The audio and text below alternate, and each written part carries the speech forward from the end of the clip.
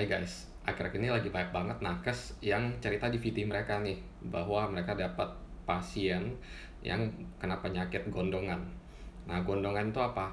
Gondongan atau mumps itu tuh terjadi pembengkakan ya di kelenjar di dekat daerah sini ya, dekat rahang. Itu namanya parotid gland, kelenjar parotid ya. Jadi ketika kalian ya, amit-amit bukan kalian lah, ketika seseorang terkena virus ini ya, jadi tuh parotid glandnya itu jadi membengkak. Nah, jadi kayak gondongan gitu, jadi sininya tuh kayak gede gitu ya. Nah, itu tuh disebabkan oleh virus ya. Nah, virusnya yang menyebabkan gondongan ini itu tuh tersebar gimana caranya? Itu tuh melalui droplet ya, melalui air liur. Jadi misalnya kalau kalian lagi berada di dekat orang yang mereka ada gondongan, mereka bersin, mereka batuk, atau bahkan ketika mereka berbicara itu tuh juga ada droplet ya yang bisa ngambang di udara gitu. Nah, itu kalian bisa kena. Nah, ketika seseorang terkena mumps ini ya, itu biasanya nggak cuma kelenjar di rahangnya aja yang bengkak, tetapi juga biasa akan mengalami low grade fever. Jadi demam biasa ya, demam ringan lah gitu. Itu selama 3 sampai 4 hari.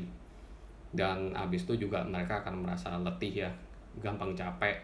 Mungkin ada juga yang sendinya sakit-sakit gitu, sakit kepala. Nah, itu biasanya gimana cara sembuhnya? Itu hanya dengan baik istirahat, banyak minum air. Kalau misalnya sakit banget ya, sakit kepala banget gitu, itu biasanya bisa pakai paracetamol ya.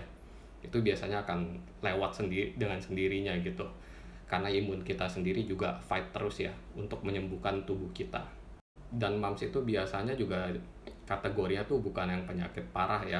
Walaupun memang ada kasus langka di mana ketika virus itu nyampe ke lapisan luar otak itu bisa menimbulkan meningitis, dan untuk orang-orang yang udah lewat masa puber itu bisa aja masuk testikelnya atau rahimnya itu bisa membengkak juga, jadi nggak cuma rahang doang.